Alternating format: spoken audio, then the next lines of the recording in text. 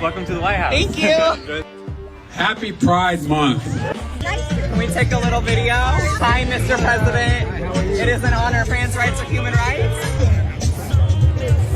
Oh, it's a video. Oh, it's a video.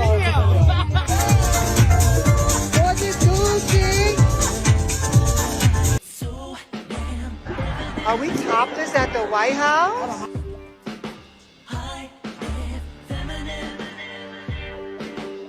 What's going on, everybody? Wired here. I hope you guys are all having a terrific Tuesday. Today I have a completely bonkers story to bring you out of a Pride event that went on the White House grounds that went a little bit off the rails here, and it seems that it's even a little bit too far for the left, as there were certain individuals who decided that it would be in, good taste or at least acceptable to go topless on the White House grounds, which is, that's just completely wild, completely insane. Now the article is going to focus on a trans influencer by the name of Rose Montoya. However, they are not the only person who apparently did this. And, in a very stunning move that I'm even shocked by, the left has actually come out and denounced this type of behavior, which is completely shocking because they'll promote it in any other situation. But I guess going topless on the White House lawn is even too far for them. And also, there are children around, which, here, I'll let Ms. Corinne Jean-Pierre take it away. The exposure incident on the South Lawn, having received the statement that the White House believes that was inappropriate, disrespectful, is there going to be a greater effort in the future to communicate a code of conduct for White House guests? Look, as you mentioned, the statement that we put out, you heard from us earlier today, the behavior was simply unacceptable. We've been very clear about that. It was unfair to the hundreds of attendees who were there to celebrate their families. So, we're going to continue to be clear on that. And that type of behavior is, as I said, unacceptable. It's not appropriate. It's disrespectful. Yeah, I'm absolutely stunned that Press Secretary Corinne Jean-Pierre would actually get up there and denounce this type of behavior, especially considering all the votes the Democrats could potentially lose. The Democrats have encouraged this stuff literally at every turn. All about pride, all about inclusivity, all about how this is not a trickle-down effect. It's not affecting children. Don't care if women are, biological women are competing against biological men in female sports. None of that. It's all good. It's all inclusive. But apparently this is a line too far. And maybe it's because once it hits mainstream news, everyone's going to be appalled by this type of behavior. Now, so nobody calls me a transphobe or a bigot or anything like that, I would say this type of behavior is unacceptable for any person to do when they're at a White House event. But I'm not really surprised, because if you go back and you look at a lot of the stuff that goes on at these pride parades and stuff, this is what this group, or at least not all of them, I'm not going to say all of them, but there are always these individuals who are going to go too far. And this is what the whole movement is about. It's about, sexualization and all that type of stuff. That's why people are firm on that kids should not go to drag shows and stuff like that. It's just not appropriate. But you never hear any pushback from the left about that type of stuff.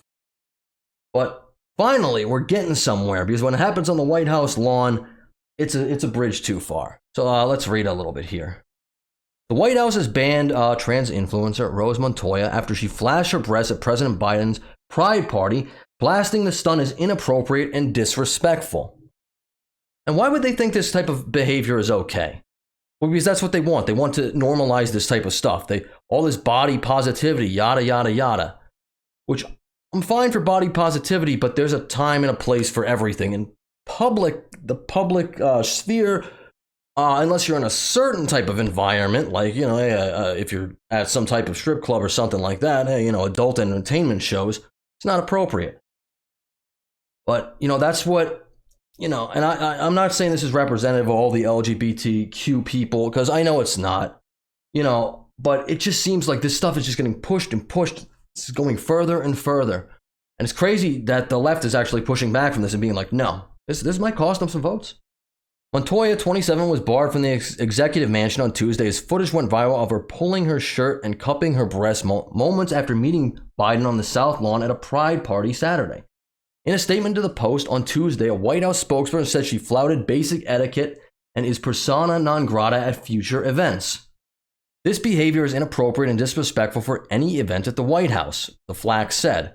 Well, that's kind of a no-brainer. Who would ever, think that this is appropriate? When has this ever happened before? But this is not really surprising because this whole movement is around, this body positivity and this over-sexualization of everything.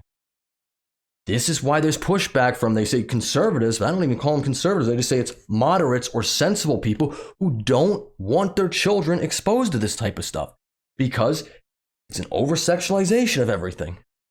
But, feel free to blast me down in the comments for being, transphobic or bigoted or whatever, It is not reflective of the event we hosted to celebrate LGBTQI plus families or the other hundreds of guests who were in attendance. Individuals in the video will not be invited to future events. And as you can see here is the photo of, there's the White House. I didn't cover that story, but the pride flag is now equal to the U.S. flag, which is, that's a whole nother slap in the face that I might do in a future video. The polyamorous model, and I don't know what, polyamorous, I do know what that is, okay. Model and trans right advocate who grew up in rural Idaho did not immediately respond to an interview request.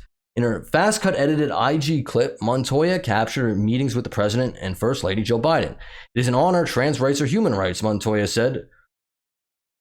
Well, I'm going to just be honest here.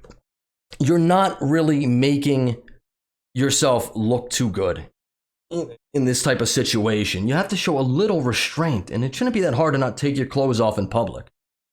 I've never had the urge to do that. I'm sure most of you have never done that. Time and a place.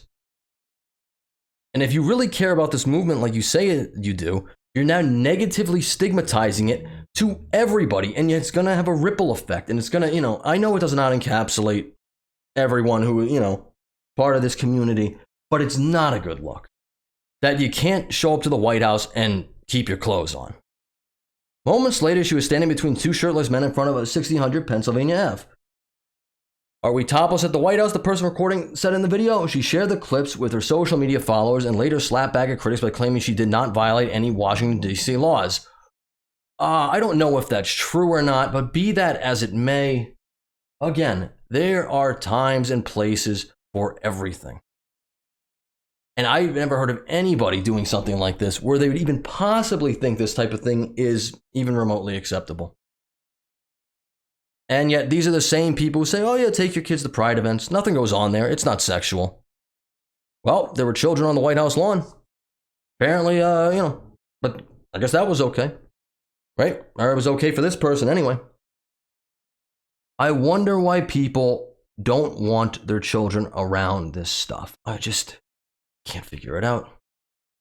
And I'm really surprised, more so even that they actually made a statement about this. And they said this is unacceptable. I'm sure they're going to get flack from that from a very, very left side of the community. Anyway, that's all I got. Leave a like on the video, subscribe to the channel. I will catch you on the next one, and thank you for listening this long. Later.